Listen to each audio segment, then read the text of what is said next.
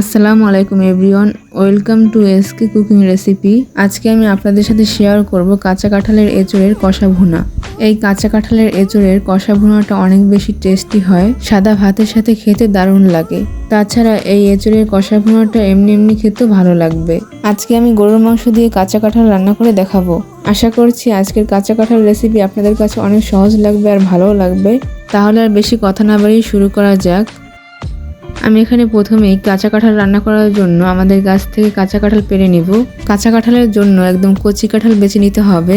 আমি কাঁচা কাঁঠাল রান্না করার জন্য একদম কচি কাঁঠাল বেছে নিয়েছি। আপনারা তো দেখতেই পেয়েছেন আমার কাঁঠালটা কিন্তু বেশি বড়ও না আবার ছোটও না, একদম মিডিয়াম সাইজের নিয়েছি। এবার আমি কাঁচা কাঁঠালটা কেটে নেব। এই জন্য একটি বটিতে সরিষার তেল খুব ভালোভাবে মেখে নিয়েছি, এতে করে আঠাটা আর লেগে পড়বে না। এখন আমি কাঁঠালটা কেটে নিচ্ছি। আপনারা তো দেখতেই পেয়েছেন আমি কীভাবে কাঁচা কাঁঠালটা কেটে নিচ্ছি, ঠিক এভাবে করে কেটে নেবেন।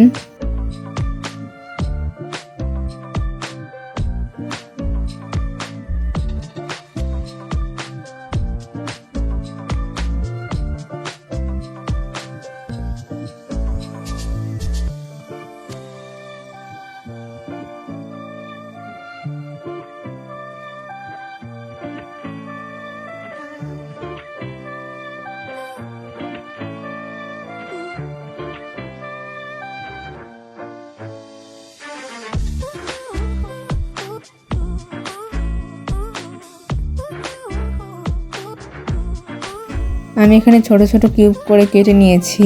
এখন এই কাঁচা কাঁঠালটা সিদ্ধ করে নেব। এর জন্য একটি কড়াইতে পানি গরম করে নিয়েছি। তারপর এর ভিতর দিয়ে দিয়েছি হলুদ গুঁড়ো। তারপর এর ভিতর দিয়ে দিচ্ছি কেটে রাখা কাঁচা কাঁঠাল বা এঁচোড়।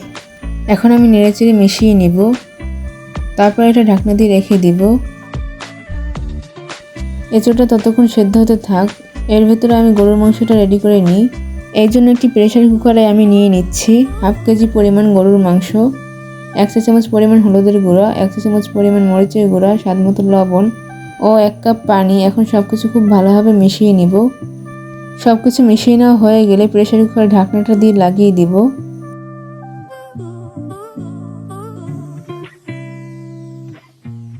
এরপর আমি প্রেসার কুকারটা চুলাতে বসিয়ে দিব।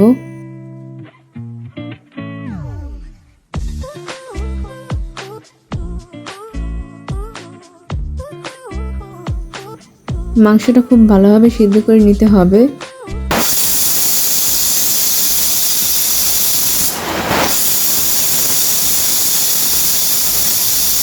গরুর মাংসটা হতে হতে এদিকে আমার এঁচড় সিদ্ধটা হয়ে গিয়েছে।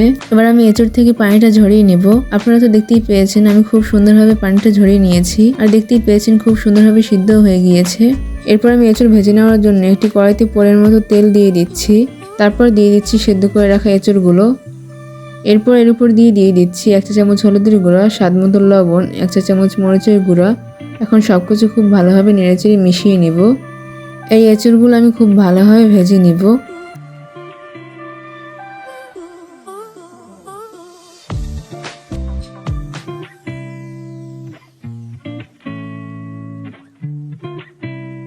আপনারা তো দেখতেই পেয়েছেন আমি এঁচড়গুলো খুব ভালোভাবে ভেজে নিয়েছি। এবার আমি এগুলোকে উঠিয়ে নেব।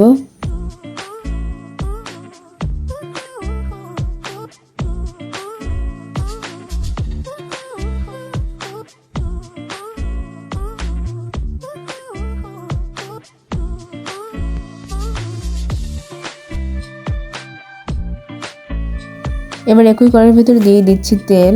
তারপর দিয়ে দিচ্ছি 1 কাপ পরিমাণ পেঁয়াজ কুচি। এখন এগুলোকে হালকা একটু ভেজে নেব।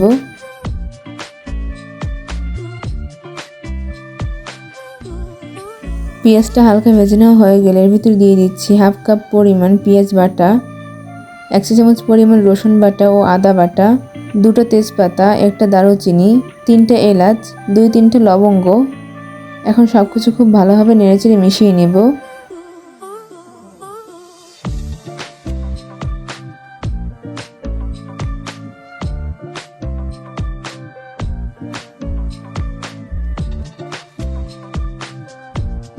সবকিছু হালকা ভেজে নেওয়া হয়ে গেলে এর ভিতরে দিয়ে দিচ্ছি 2 চামচ পরিমাণ হলুদ গুঁড়ো, 1 চামচ পরিমাণ মরিচ বাটা, 1 চামচ পরিমাণ জিরার গুঁড়ো। এখন সবকিছু খুব ভালোভাবে নেড়েচেড়ে মিশিয়ে নেব। এখন এর ভিতরে সামান্য পরিমাণ পানি দিয়ে দিচ্ছি।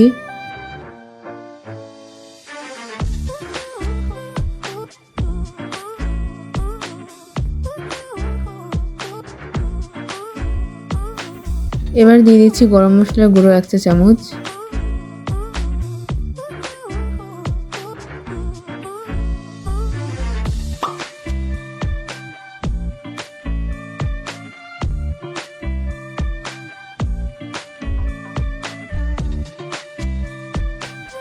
আমি মশলাটা খুব ভালোভাবে কষিয়ে নিয়েছি। এরপর দিয়ে দিচ্ছি সেদ্ধ করে রাখা গরুর মাংসগুলো।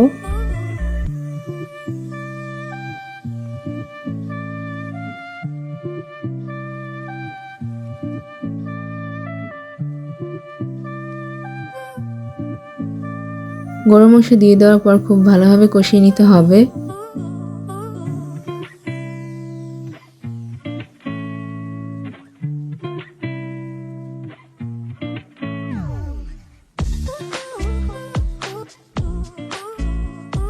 এরপর দিয়ে দিচ্ছি স্বাদমতো লবণ।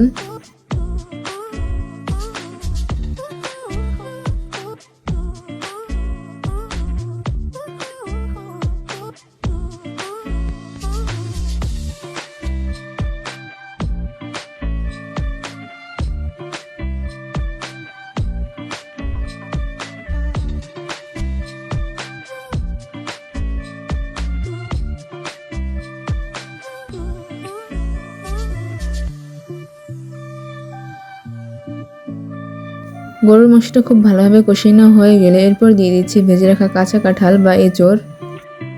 এগুলো দিয়ে দেওয়ার পর খুব ভালোভাবে নেড়েচেড়ে মশলার সাথে মিশিয়ে নেব।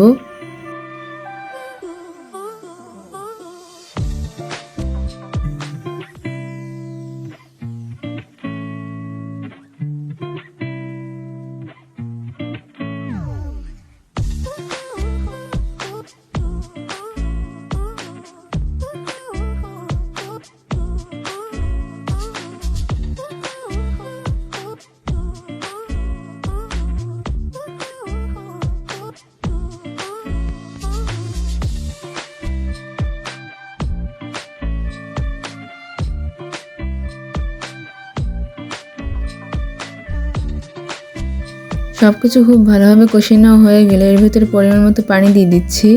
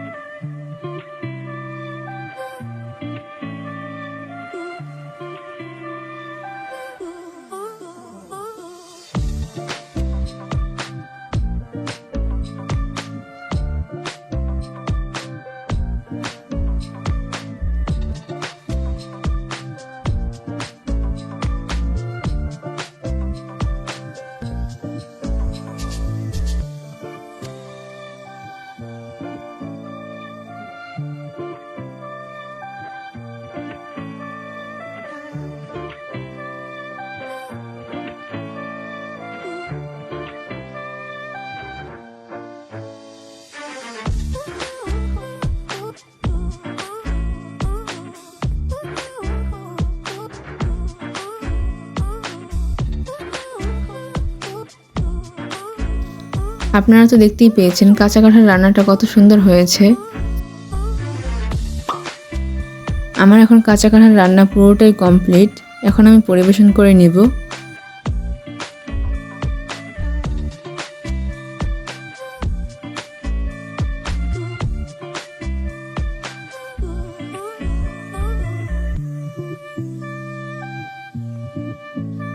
মাশাআল্লাহ, দেখতেই পাচ্ছেন কাঁচা কাঁঠাল রান্নাটার কালার কত সুন্দর এসেছে। আপনারা অবশ্যই একবার হলো বাসায় ট্রাই করে দেখবেন। এই কাঁচা কাঁঠাল রান্নাটা মাংসের তুলনায় কম নয়, খেতে একদম মাংসের মতোই লাগে। এটা খেয়ে কেউই বুঝতে পারবে না এটা কাঁচা কাঁঠাল।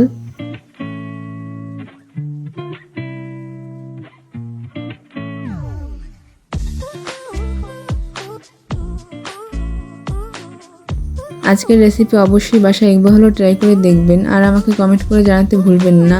আর একটা লাইক করে সাবস্ক্রাইব করে পাশেই থাকবেন আর বেশি বেশি শেয়ার করে দিবেন ফ্যামিলি অ্যান্ড ফ্রেন্ডদের সাথে। তাহলে আজকে এই পর্যন্তই। সবাই ভালো থাকবেন, সুস্থ থাকবেন। আল্লাহ হাফেজ।